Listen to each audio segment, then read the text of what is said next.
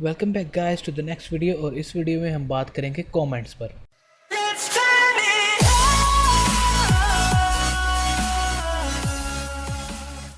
अगर आपने इससे पहले किसी भी लैंग्वेज पर काम किया तो आपको मालूम होगा कि कमेंट्स की इम्पोर्टेंस क्या है।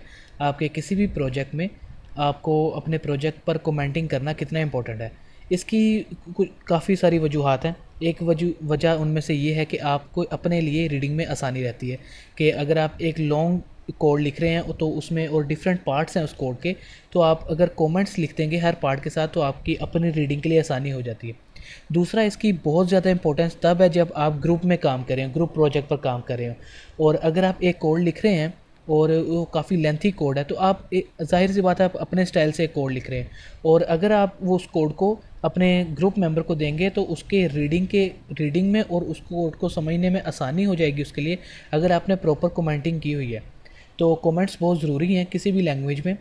हर लैंग्वेज में इसका फॉर्मेट थोड़ा सा चेंज होता है। तो पीएचपी में कमेंट्स लिखने का सिंटेक्स क्या है, फॉर्मेट क्या है, आइए देखते हैं। अच्छा, मैंने आपके सामने यहाँ पर एक पीएचपी का बहुत ही कॉम्प्लेक्स प्रोग्राम लिखा है जो कि एको कर रहा है काफ़ी कॉम्प्लेक्स है ना अच्छा, इसकी आउटपुट देख लेते हैं। ये इसकी आउटपुट है, आई एम डूइंग एको। ठीक है। अच्छा, अब हमने करना क्या है, हमने कमेंट करना है। कमेंट क्या करेगा, वो एक्सप्लेन करेगा कि जो नीचे जितना भी कोड है वो एक्चुअली हो क्या रहा है, कर क्या रहा है। कमेंट्स जो हैं वो उन चीज़ों को एक्सप्लेन करने के लिए, ताकि रीडेबिलिटी इंक्रीज़ हो जाए, तो हम कमेंट्स करते हैं। पीएचपी में कमेंट्स करने के दो तरीके हैं। अगर तो आपने सिंगल लाइन कमेंट करना है तो उसके लिए आप डबल फॉरवर्ड स्लैश यूज़ करेंगे। ठीक है। देखिए, अगर मैंने सिंगल फॉरवर्ड स्लैश लिखा है तो वो पिंक है। जैसे ही मैंने डबल फॉरवर्ड स्लैश यूज़ किया तो उसका कलर ग्रे हो गया, जो कि शो करता है कि ये एक कमेंट है और उसके आगे मैं जो भी लिखूंगा वो एक कमेंट कंसीडर होगा और वो अपने एग्जीक्यूट नहीं होगा, कोड की तरह एग्जीक्यूट नहीं होगा। जैसे कि मैं लिखता हूँ, ठीक है, the following line is doing echo, के नीचे जो लिखी लाइन है कोड की वो जस्ट एको कर रही है। ठीक है। तो ये सेल्फ एक्सप्लेनेटरी है कि जो नीचे वाली लाइन है वो अपने आप को एको कर रही है, मतलब एक एको का फंक्शन परफॉर्म हो रहा है। तो आपने एक कमेंट के ज़रिए अपने रीडर को या अपनी सेल्फ रीडिंग के लिए आपने उसको लिख लिया, जो कि आसानी से आपको बता देगा कि नीचे वाला फंक्शन या नीचे वाला कोड जितना भी है वो अपने आप वो उसमें क्या परफॉर्म हो रहा है। ठीक है। तो ये है एक सिंगल लाइन कमेंट। और इसके बरक्स अगर आप मल्टीपल लाइंस में कमेंट लिखना चाहते हैं तो उसका तरीका थोड़ा सा डिफरेंट है। मैं आपको दिखाता हूँ कि आप मल्टीपल लाइंस में कमेंट किस तरह कर सकते हैं। मल्टीपल लाइंस का तरीका इस तरह है कि forward slash asterisk asterisk forward slash. ठीक है। और इसको आप बाद में ब्रेक कर सकते हैं और जो भी टेक्स्ट आप इसके अंदर लिखेंगे इस एरिया के अंदर वो आपका कमेंट सेक्शन ही माना जाएगा। जैसे कि आप मल्टीपल लाइंस में कमेंट्स लिखना चाहते हैं कि डेवलपर का क्या नाम है, ठीक है, तो इस तरह आप लिख सकते हैं कि डेट, जिस डेट पर ये क्रिएट किया गया है आपका जो भी पेज है। तो इस तरह आप इन चीज़ों को, कमेंट्स को मल्टीपल लाइंस में लिख सकते हैं या आप इनको सिंगल लाइन में भी लिख सकते हैं।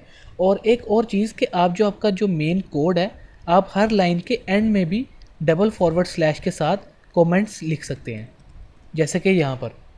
लेकिन ये एग्जीक्यूट तो नहीं होगा, लेकिन आपने ध्यान रखना है कि अगर हमेशा कभी भी ये किसी इम्पोर्टेंट कोड से स्टार्ट में ना हो, उससे पहले ना लिखा हो। ठीक है। अगर ये उससे पहले लिखा होगा तो ये आपके जो आगे जो आने वाला कोड है उसको एग्जीक्यूट नहीं होने देगा। तो अगर आपने कोड के साथ साथ कमेंट करना है तो आपको हमेशा उस कोड लाइन के एंड पर लिखना पड़ेगा, जब वो लाइन टर्मिनेट हो जाएगी। लाइन टर्मिनेटर के बाद आप उस लाइन के आगे भी कमेंट्स लिख सकते हैं।